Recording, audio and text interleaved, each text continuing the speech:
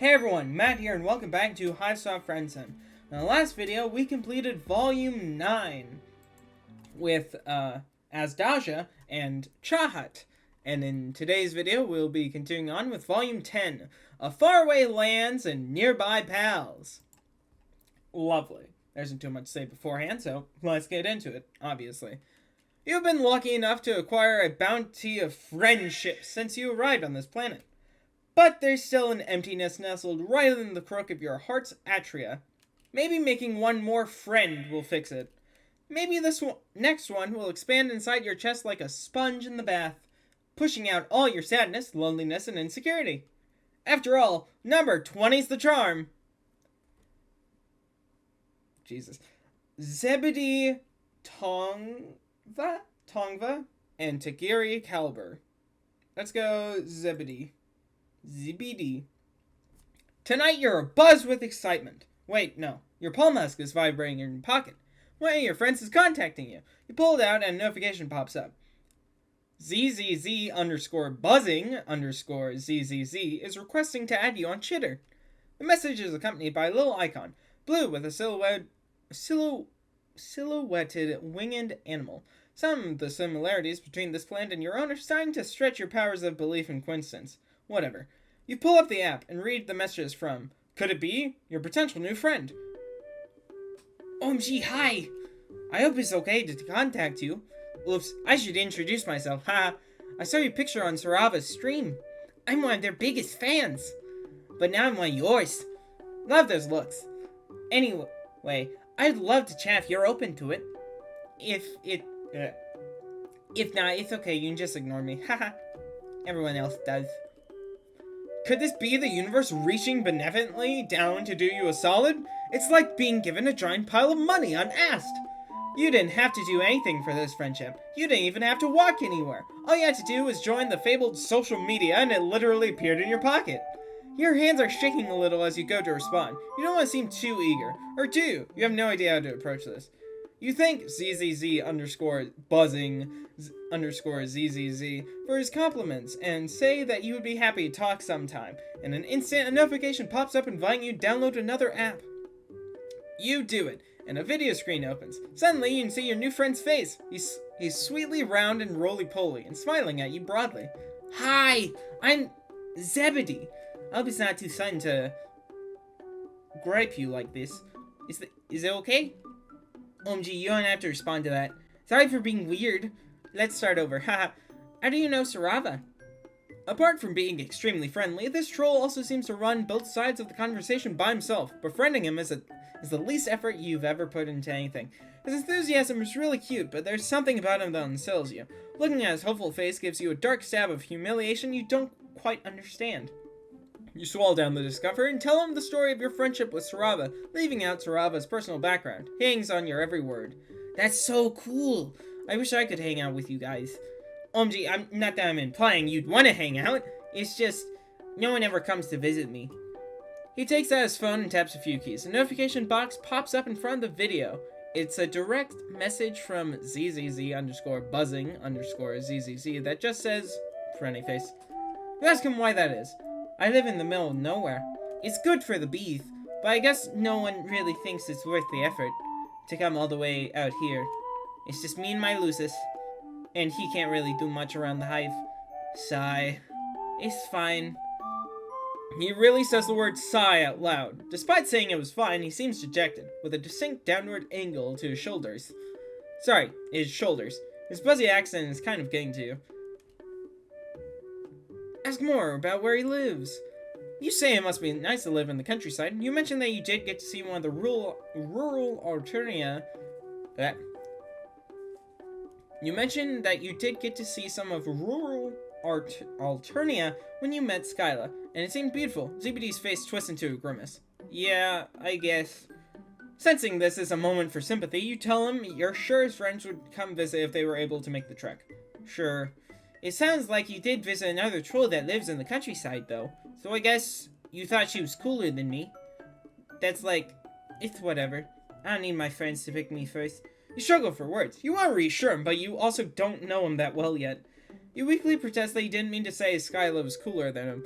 You didn't even know him then. Maybe you'll be able to visit him in the future too. Yeah, maybe. I've heard that before. He's not rejecting you, but you get the sense that a wall has been raised. You're sure you're going to keep chatting with Zebede from time to time, but you get the sense you're never going to become a true friend. You're stuck in acquaintanceship limbo. Looks like you failed to earn his trust. Damn. Ah, that stings. Well, 5 minutes in, and already a failure. Let's run it back. Yep. Ask him if it's really fine.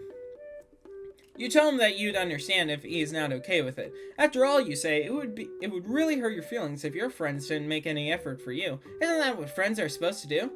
He gives you a grateful smile, some tension releasing from his frame. Oh, I would never ask that of anyone. I don't want to be annoying. Like, sometimes I really wish someone would take the time to visit. But I totally don't blame any of my friends for not coming. Like, I understand that you have to decide which friends come first.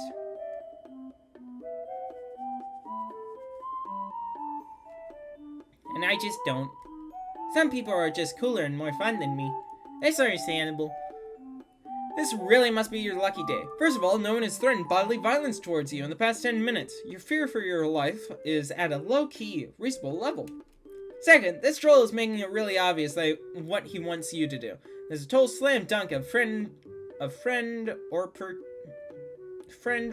opportunity. Say you'll visit. Zebede's face transforms utterly. It's astonishing. He goes from sullen and shadowed to utterly radiant. Your heart pangs with an overwhelming surge of fellow feeling. True, you've seen other trolls react emotively at the sight of meat and blood in your own body sparkling under the moonlight. But Zebede is the only one with such an extreme reaction to friendship. Man, you are really feeling this little guy. You'll come? Really? That's so cool. Thanks. This is gonna be so good. I'm gonna get all the best snacks, and my loose is really cool. You'll like him. This is so exciting. He leaves Zebede to his preparations, even as the bubble of joy inside you goes a little wobbly. You aren't used to such high expectations from prospective friends. Mostly people just expect you to be an imbecile. You absolutely can't screw this up. You made a promise to your brand new friend. Unfortunately, that promise is to visit him in a house that is, by his own admission, so far away that not even people who know what the fuck is going on can be asked to find it. You haven't thought this through, but that's never stopped you before. First things first, what old friendships can you call on to help you out? I.e., who is likely to have a vehicle of some kind? You can always call up Tegiri to see what he thinks, but you don't want to be too needy with him. Amicia, well, doesn't look tall enough to reach the pedals. Zebra, just no. You are a strong, independent alien who don't need no troll. You also don't think aliens are allowed on public transit, and you don't know the number for troll taxis. So, you'll do crime. Perfect. What did Connell do when she stole a car? Punch the lock off with one fist. You won't be punching off any doors, but eventually you'll find a car that isn't locked. Almost like someone helpfully left it for you. Ha, sucker. Oh, but eventually you find a car. I thought it was like, oh, you'll find a car. It pricks slightly at your conscience as you slide into the seat and fire up the autopilot, heading out into the country once again. But recently, anything that isn't brutal, indiscriminate violence kind of doesn't faze you. So you stole a car, big deal. It's not like anybody died. This is it. So begins your gradual slide into total moral iniquity. A hardened criminal. That's you. Zebede does live pretty far out. He hadn't been exaggerating. You used the time to curl up in the backseat and catch up on some sleep. All the while, you're trying to ignore the fact that the car reminds you of being inside a large squishy animal. At least you get a few radio channels out here. Zebede's hive is big and buzzing. Literally, you hear a persistent drone of bees, and standing right outside is the boy himself. He's so happy he's bouncing on his toes, clapping his hands together. He has a gold symbol on his shirt. You wonder if he's a psychic. You've finally been here long enough to pick up on racial stereotypes. Go you. You're here! You actually came! I seriously can't believe that someone actually went out of their way to visit me. Well, you don't really have a way to go out of, but you keep that to yourself. You are more than happy to accept the friendship points.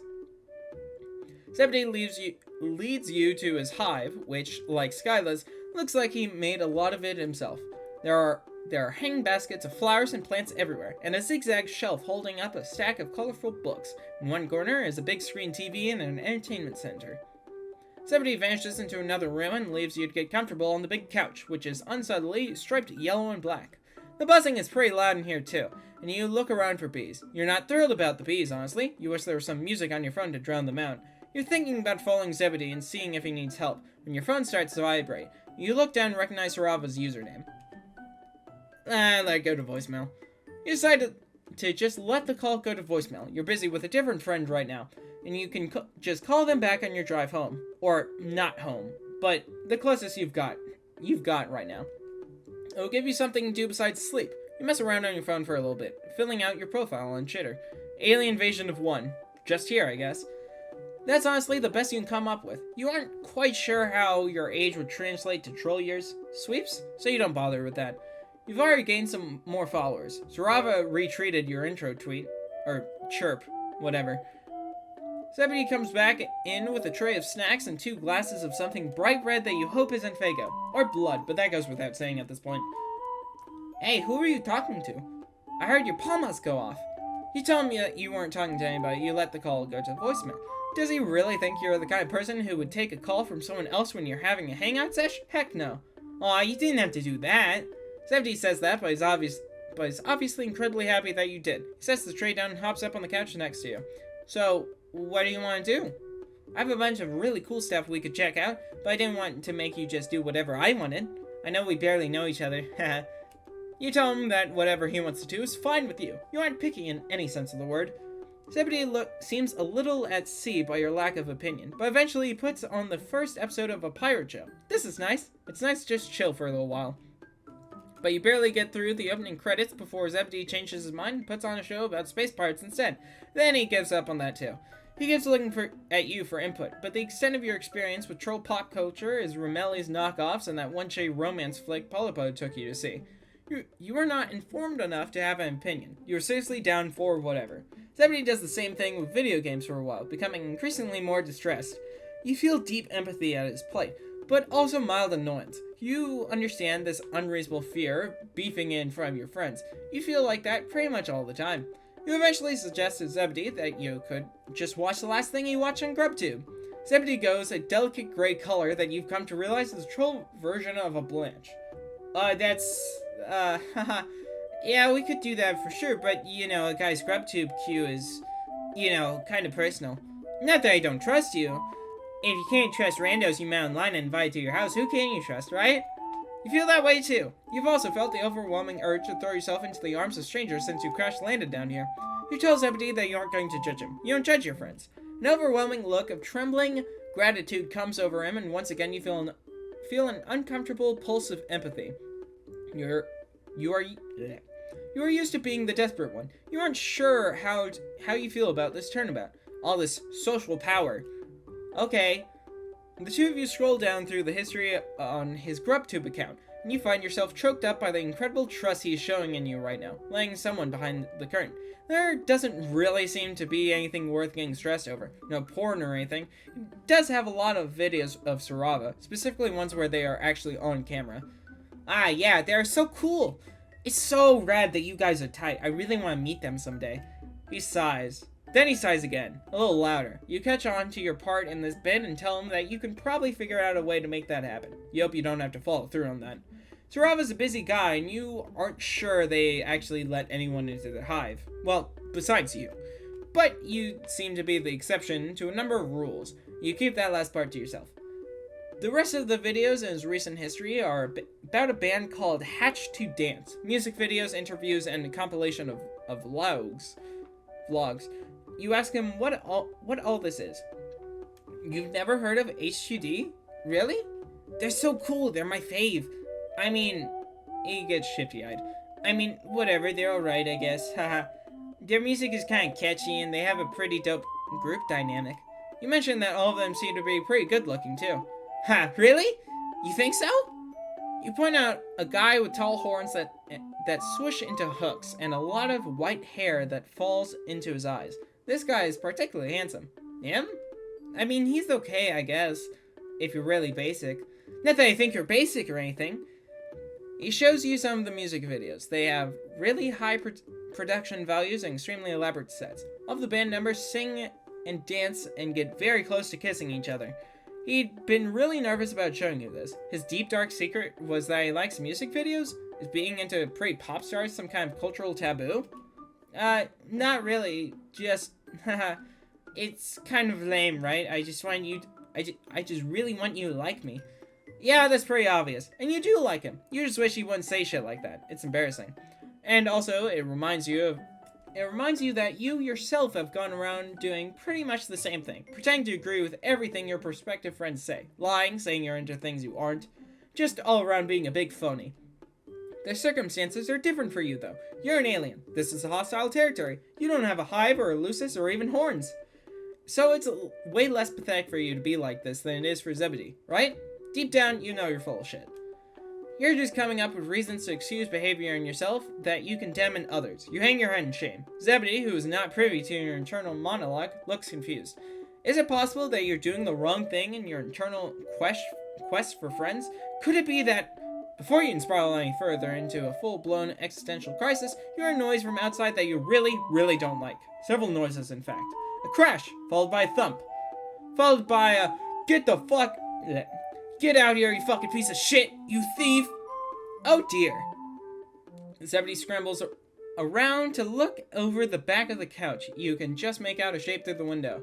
Hey, this is a totally wild question that I would typically never ask a potential friend, but did you steal that skull buggy? Haha! Funny story. You didn't know how else to get out here. You did for him, for your nascent friendship. Oh wow, nobody's ever stolen a skull buggy from me before, haha. Did you forget to take the GPS chip out though? Because I think whoever you stole it from found it. GPS chip. Right, fuck. This is not an auspicious start to your life of crime. Maybe you aren't quite ready to go it alone yet. Another crash and rattle. It sounds like someone is taking pieces out of Zebede's hive. You get up and start for the door. Hey, what are you doing? You can't go out there. They look big. And they sound huge. You'll get killed. Right, he's definitely got a point there. But whoever is outside seems intent on demolishing his hive brick by brick. So they're gonna get in eventually anyway. Better for you to go out there now and face the music so at least one of you gets out of this. Zebede stares at you, while weird, globy, alien, golden tears pull at the corners of his eyes. You would do that? For me? Nobody's ever offered to die for me before. That's so nice. Yeah, you're pretty nice. Also pretty idiotic considering you're about to go give yourself up to a big angry troll whose car you absolutely stole. Well, it's been fun while it lasted. Actually, it's been mostly terrible. Oh well, goodbye, cruel world. Wait! You have one hand on the doorknob when Zebede's shout rings against the walls and ceiling. No one is touching my new friend! Outside, the buzzing rises to a rattling crescendo, so loud that it no longer sounds like animals. It sounds like weather, or a fighter jet. The intruder screams. You wince, but you are also overwhelmed by gratitude and excitement. Zebede did that. For you.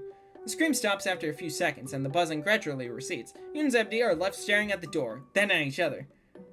Behind you, GrubTube is autoplaying an H2D interview. Little ambient crackles of the white electricity you have come to associate with psychics Ree's Zebede, before that fades too. Did he seriously telekinetically gather up a bunch of bees and just throw them? No, that sounds hard and potentially dangerous for the bees. I'm more just ask them nicely. I'm bad at it, though. Sometimes it doesn't work. Well, it sure worked this time. Yeah. Zebede nods, and then he nods again. Yeah, that was pretty cool, right? The two of you venture outside and see what's going on. Nothing is going on. The night is quiet, the car is exactly where you left it, and there's no sign of the bees or the intruder. So either they ran away or got stung so many times they dissolved into sludge. You feel another pang of conscience, but it's not enough to cover up the ecstatic surge of happiness when you see how chuffed Zebede is to have set some bees on a guy.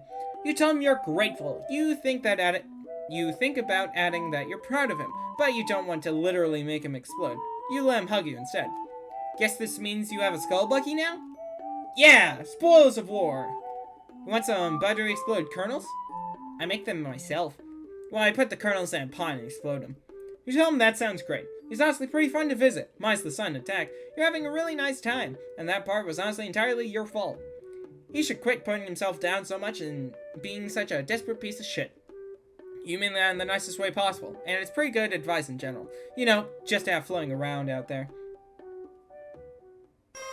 Finally, we can be friends. Sweet. Alrighty. And now, it's for the other guy. Tegiri Caliber. In an utterly unsurprising turn of events, the knight finds you trolling Alternia in search of, well, trolls. The friendly type preferably, although you've been known to work wonders with hostile folks too. Your current hunting ground appears to be a primarily teal neighborhood, which suits you fine. Teals live relatively comfortably and are usually only mildly disdainful of you. This strikes you as a good place to search for companionship. You've got another pressing concern, though. A faint glow far on the horizon would suggest that the sun will be rising soon, a couple hours from now at most. Nights on Alternia seem to last forever, but when the daylight hits, it hits hard. Like a truck, but the truck is on fire, and the fire is nuclear fusion, and the truck is a star. Point is, you're not in the mood for another sunburn. You'd better snag a buddy before it's too late. You, the strange hornless thing! Speak of the devil, you whip around and spot a troll boy with a stylish hat and a sword sheathed behind his back. His trolls are a little shabby, but he carries himself with a rigid, composed air. It's a bit loud. Let me turn that down a bit. There we go. What are you? Some kind of mutant troll? Or another sentient creature? Definitely the latter, you say, unless you would prefer the former. The former, in which case you're that. Actually, in which case you're that, actually. But mutants, you've learned, are not particularly well liked on this planet. An alien. I won't have to cull you then. Not immediately, at least. You don't appear to be a cull-on-sight species. Lucky for you that I won't have to loose my blade, and lucky for me to have found a potential comrade. I know what you seek. Shelter and friendship, not necessarily in that order. You're about to speak up, but he's already moving on. You seek the meeting place of the Eastern Alternia Fine Animated Art Appreciation Society. Or, as some less cultured souls would call it, the Anime Club. Oh, a club! Back home, teachers used to go on and on about how clubs were a wonderful place to meet new friends. You didn't really believe it then, but maybe things are different here on Alternia. You confidently assert that yes, you are here for the animes. Good. I feared that I was going to have to cancel tonight's meeting due to no-shows, but now it can proceed as scheduled. Follow me. He gestures towards his hive and begins to stride confidently towards it, but then he rethinks it, pausing to look back at you. Wait, subs or dubs? Dubs. Perfect. A fellow connoisseur. Let's continue. Yeah? Yeah, this is what I expected. Yeah. Oh my god, that's fucking troll One Piece. I don't know what the rest are. And those are just body pillows back there. Tegiri invites you into his hive with a sweeping bow, and you step into the foyer. The hive looked normal from the outside, normal by troll standards at least, but the inner decor has an entirely different vibe to it. It reminds you of Japanese architecture. Tegiri takes off his sandals before entering the next room. You take off your shoes too, if you had any. As you step into his living room, you are assaulted, not literally, thankfully, by an absolute smorgasbord of merchandise. This place looks like someone did a Google search for our otaku collection, and opened the first result. Posters and scrolls adorn every inch of wall available, and the inches of wall that aren't available are blocked by shelves containing all sorts of DVDs, manga, and other such forms of media. On a large glass shelving unit near the room's exit, you spy a vegetable cornucopia of anime figurines, most of whom seem to be in varying states of undress. You would like to describe it as tasteful nudity, but you would also like to describe yourself as the most popular person on Alternia, and both would be a lie. Tegiri has arranged his merch meticulously according to blood color, from red at the bottom to fuchsia at the top. Yeah. I see you are admiring my fine East Alternia collectibles. I polish them daily, just as I polish my blade. Don't touch them, or you'll taste folded steel. You slowly retract your hand. You wouldn't dream of touching them. that was never, ever something you were planning on doing. You won't even breathe on them. In fact, you step far away from the collectibles, just in case. With that step, you bump into something behind you and you hear a soft rough. As you spin around to look, you see what must be Tegiri's Lucis surveying you with an intense gaze. It looks a lot like a Shiba Inu, if they were twice the size and had opposable everything. Honestly, watching it skull around like a monkey while sniffing at you is pretty entrancing. Eventually, you seem to meet its standards because it darts out of the room. You hear some rustling in what you assume is the kitchen. That was Tadashi Inu, my Lucis. He taught me everything I know. I could not have asked for a better sensei. Yeah, dogs are great, you respond, and then immediately wish you could take that back. Dogs are great. That's gotta be the blandest possible statement you could have made. And possibly inaccurate too? What's this thing called? A bark beast? A fetch fiend? A wolf gremlin? Oh, Tegiri isn't even paying attention to you anymore. He's busy perusing his shelves, picking out some DVDs. Per my viewing schedule, we'll watch a carefully curated selection of episodes from one classic and from one recent release. But, since you're a newcomer, it might not be best to jump into the middle of the last bout series, Philosopher Half-Iron. Perhaps we shall, instead, begin with the first season of School-Fed Heroism, and transition into some episodes of Kismet Stuck Morning. The original airing, of course, not the censored one with the ridiculous CGI dragon. Ugh. Looks like Tegiri intends to take full control of the morning's activities, which you find entirely copacetic. The less you need to assert your own opinions and make your own choices, the less likely you are to fuck up. It's probably not a healthy way to live, but it's gotten you somewhere between 1 to 19 friends so far, so you're sticking to it. With deft and precise movements, Tegiri retrieves a disc from its container and pops it into the troll equivalent of a DVD player. Makes a slimy, chugging noise as it sucks the disc in, and like usual, you aren't sure if it's an inanimate object or a living being. Either way, you're a little disgusted. The DVD player hums, and Tegiri's TV lights up with a colorful title screen.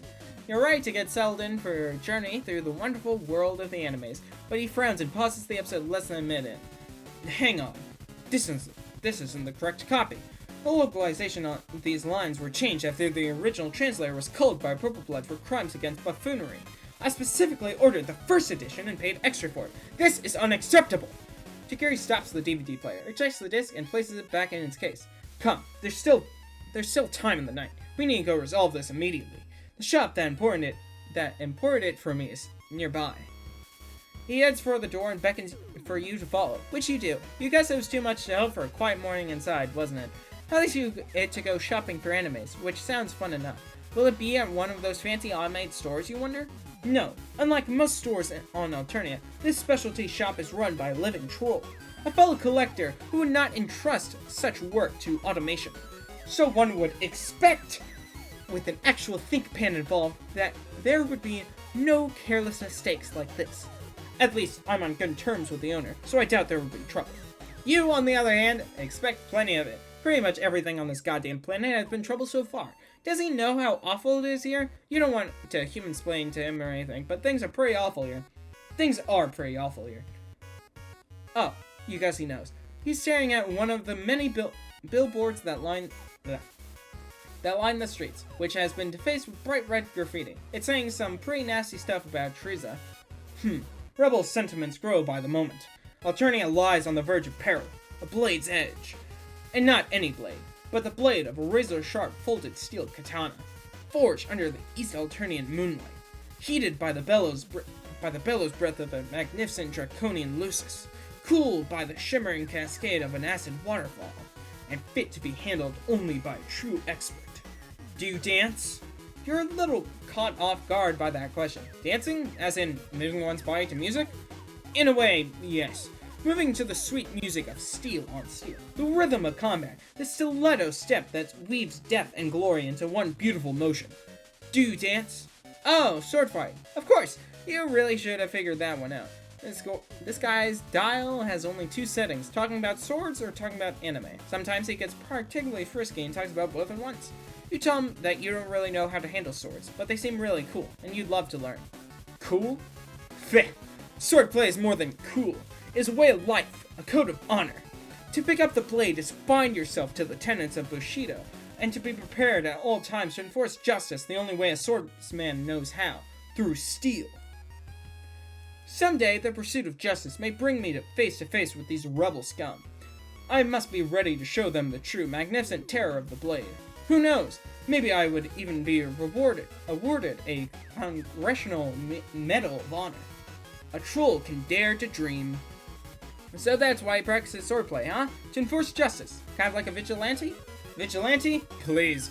I would only cull a troll who legally deserved death. What kind of lawless moron do you take me for?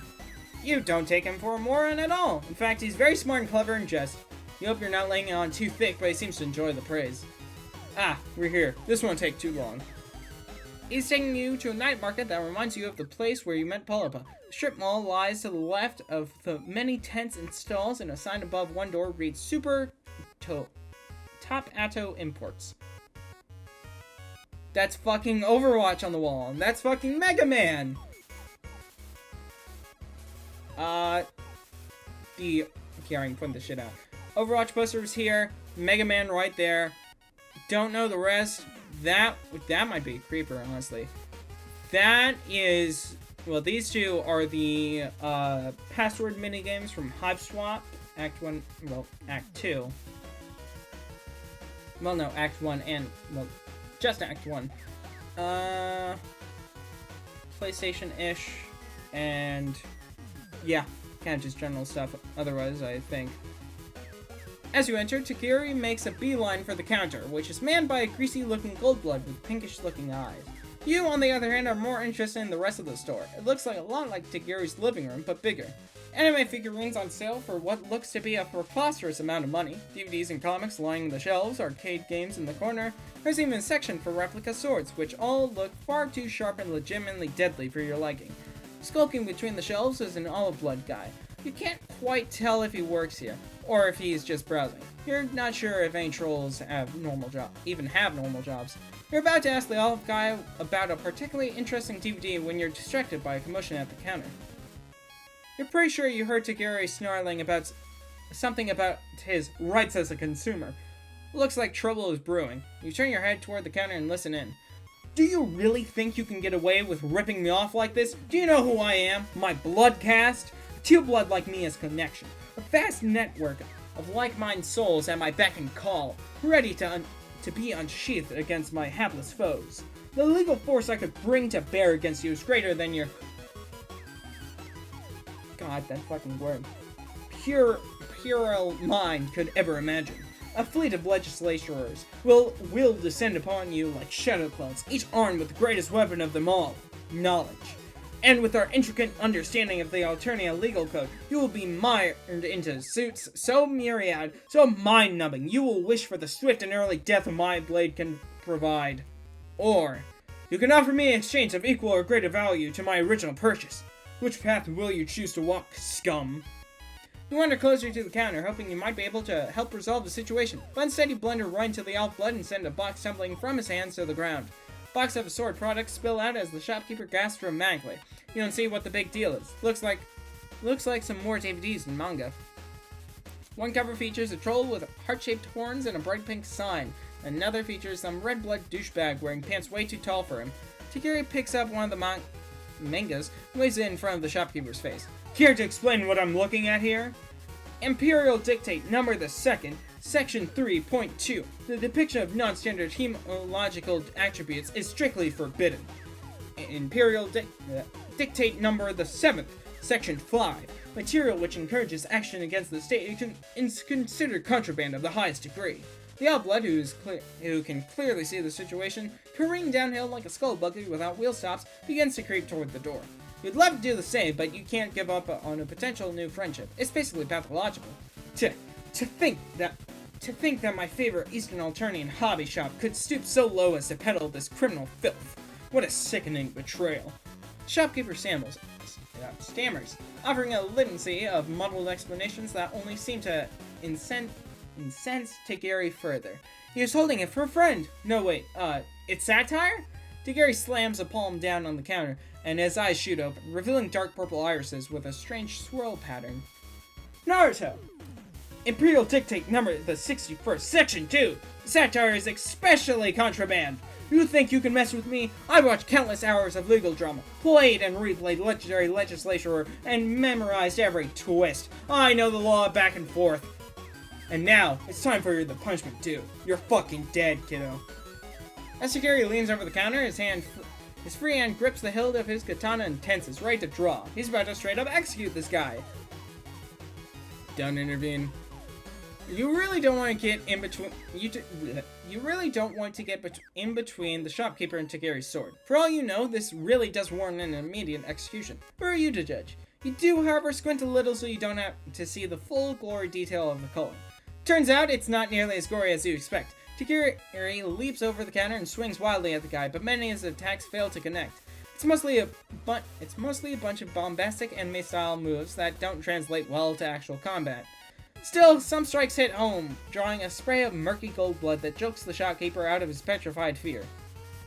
He screeches and unleashes a strobing psionic blast from his eyes, causing Tegiri to stagger back, disoriented. Flash of light doesn't seem to have caused any real damage, but it offers the perfect opportunity to flee. By the time your eyes have adjusted, the only thing they can see is the back door swing wildly in his wake. Unsurprisingly, the olive blood is nowhere to be seen as well. Tegiri glances down at his katana, stained with the blood of the shopkeeper, and slowly sheaths it. His hand is shaking, claws tapping the hilt restlessly. He turns slowly to you, forcing himself back into his usual stoic posture. You got lucky, that's all. But I can't hide forever. Let's go. We need to report this to a drone. That's probably not good. He strides out of the shop, leaving you to follow hurriedly behind. What a mess, You hesitantly asked him whether it was really necessary to try and kill that boy for what he did. Of course it was! The law is absolute. A foreigner like you might not understand. It is not my duty to question the righteousness of my actions. I am but a tool through which the law is enforced. I am the blade that her imperious condescension wields to maintain order in this world of chaos. Just like this drone. It gestures to one of the big hulking drones that you've grown all too familiar with during your stay here on Alternia. Right now it looks like it's cleaning up some bronze-colored blood that was spattered on the side of the building. Tegiri approaches it and hails it, getting to explain that there's a collector's shop he needs to report for rebel activity, but the drone isn't listening to any of that. Slowly turns from him to stare directly at you, and it raises its weapon to your face.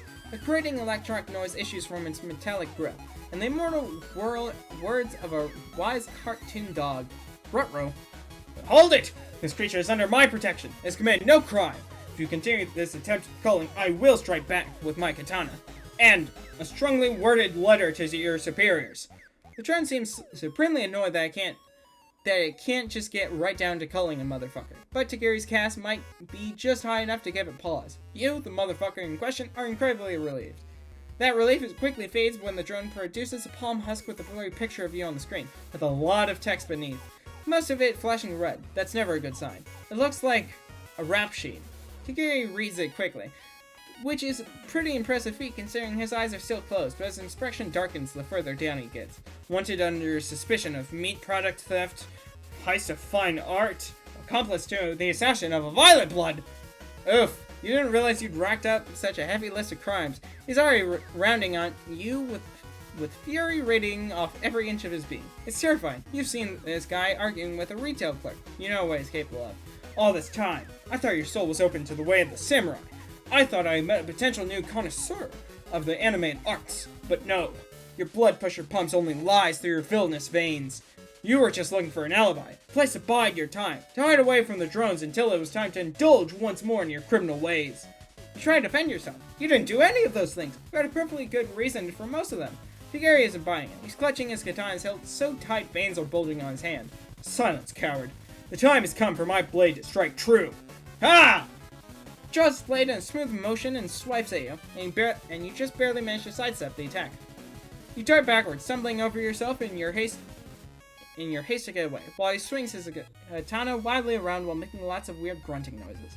Once again, his mouth has been writing a check his sword hand can't cash, but you doubt that matters when trolls are stronger and faster than you in general, and he's accompanied by a giant murder drone. It's time for you to split, and you better do it lickety. Glancing around, you notice that you're about to cross over a bridge with an underpass beneath it. Perfect! Just like an action hero, you can hop right over the edge of the road, ducking into the underpass and find a nice hiding spot.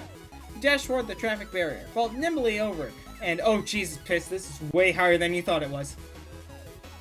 You hit the ground hard with a resounding crack, and for a moment your vision goes blank as a wave of pain sears your nerves. As the pain disorientation begins to fade, you decide it's about time to take stock of your situation. A couple of broken bones, old hat, troll trying to kill you, not unfamiliar, drones attacking you, same, and sun about to rise and scorch you into nothing, again. Individually, you've risen to the challenge of just barely handling each of these problems. But all at once, yeah, you think you're just gonna call it this one here. Useless. Damn. Well, let's run it back. Defend the shopkeeper! Okay, you know this is a terrible idea, but you've seriously had it up to here with being party to the murder of random trolls.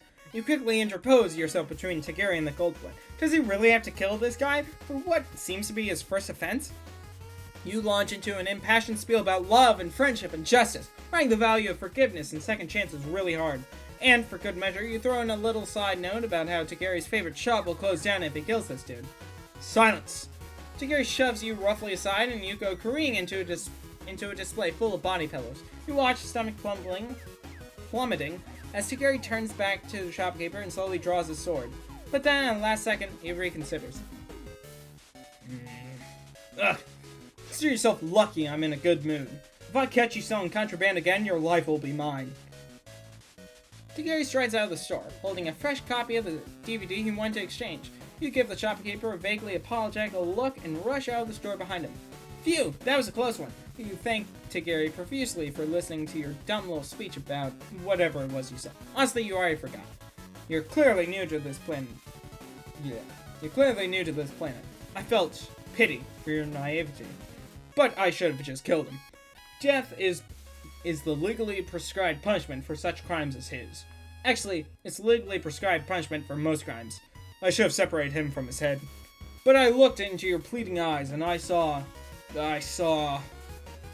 Tegiri goes quiet. You would describe the silence as being particularly brooding. There's a lot of silence like... a lot of silences like that on this planet. Then finally, he speaks. This isn't my first time. It was just over a sweep ago, I believe. I was patrolling the Hive batch in search of evildoers when I caught the unmistakable scent of smoke in the air. Upon pursuing the lead, I saw Hive, partially collapsed, partially on fire. My incense flared, and I rushed in to help the innocent soul who was trapped there. But as I was helping the girl bandage her wound, it occurred to me that I made a grievous error in judgment. Trolls below a certain age without lucis or proper hive are considered unviable and slated to be culled. By rights, I should have put her out of her misery the moment I realized my mistake. And yet, I looked into her deep gray eyes, dulled from the pain of loss, and I sheathed my blade. In fact, even though she is hiveless and lucisless, I remain in contact with her to this day, knowing deep down that one day I must cull her. The law demands it. But I haven't yet. I don't know if I could. Why does my conviction waver at times like these? If he's talking about who you think he's talking about, you're pretty sure he couldn't kill her even if he tried. But that's not the point here. The point is, he's spilling some real and true and deep emotion with you. This friendship is basically in the bag. Just gotta drop some sweeping, vague wisdom that makes him feel better about potentially not being an unthinkable cog in the Alternian murder machine. You offer a light suggestion that maybe what is legal and what is just aren't always the same thing. Just a little thought. Maybe he's doing the right thing, overlooking your situation because of how obviously fucked up it is to be a homeless orphan. He goes silent for a long time, chewing his bottom lip. Feh, you're naive. Naive, uncultured, unenlightened. Wow, thanks. You think the world is simple, like a cartoon for children. But this is Alternia, a land ruled by cold logic, where men such as myself must make the hard decisions. It's not easy being dedicated to the code of law. It asks much of us and gives us little in return, but it gives us order. It keeps the beasts at bay. If I were to question it, what then? Would I begin to wonder if it is unjust for blue blood to command his servants, for imperial drones to cull the infirm, for us to obey the ever-changing whims of the Alternian royalty? It takes a lot of effort to suppress your, well, yeah, but for the sake of this burgeoning friendship, you allow him to continue his monologue. Riots in the streets, troll killing troll, even more than usual, I mean. No, I cannot waver. These hands must remain steady and true. Though I feel pulled toward the scorching fangs of the light, I must continue my path and remain in the tender, righteous embrace of the dark. Truth be my blade, intellect my sensei, and and justice my only companion on this lonely road. He goes on like that for quite a while. It all starts to mull together in your head, and you lose count of how many times he's repeated some creed about he's repeated some screed about justice and truth and being smarter than all the other trolls in the room. It honestly sounds to you like he's just lonely? You know a whole lot about loneliness and poor management thereof.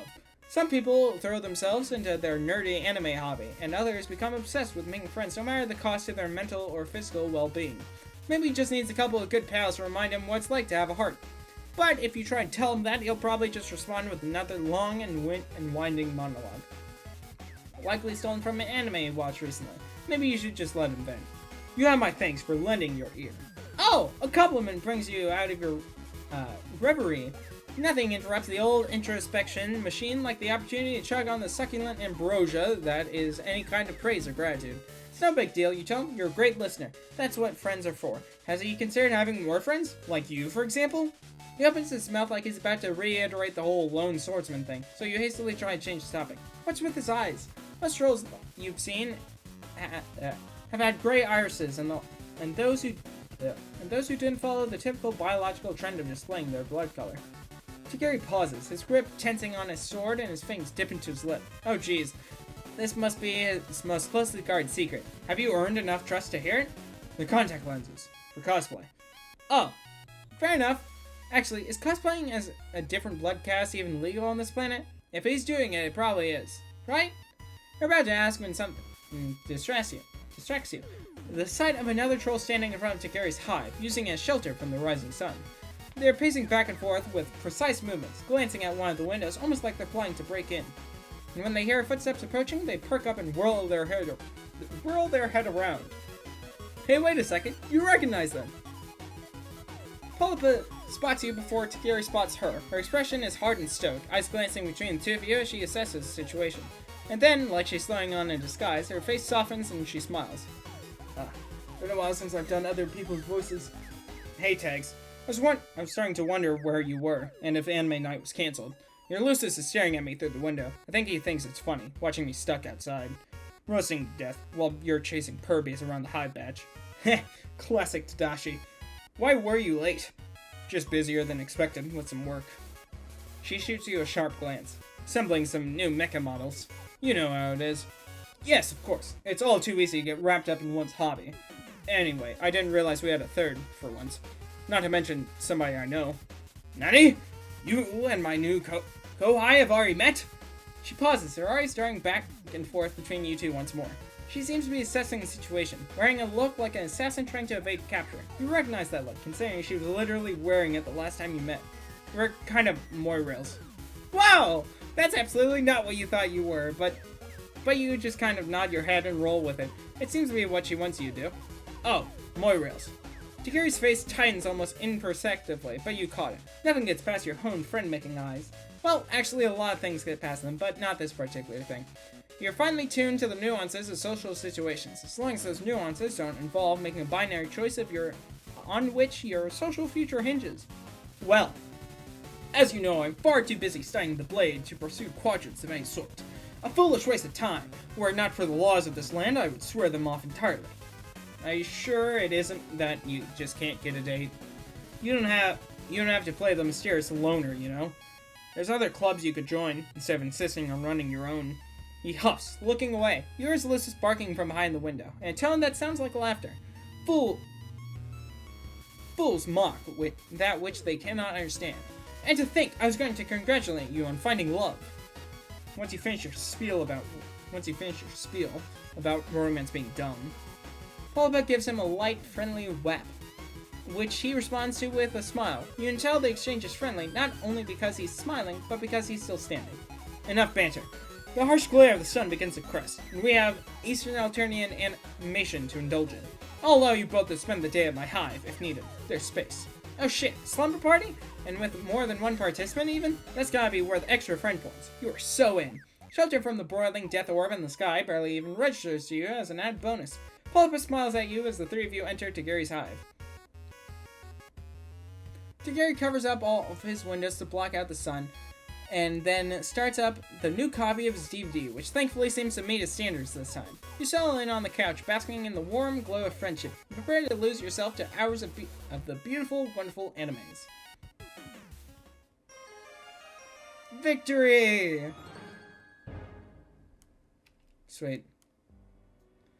And that was it for Volume 10 of Hiveswap Friendsim. We're over half of the way there. We're so close to finishing, I think. But yeah, that's all for this video. And yeah, if you liked it, like it. And if you want to see more of my content, make sure to subscribe. And stay tuned for when I finally play Friendsim 2, which will definitely happen this year at least. Have a good day and do your best. See ya!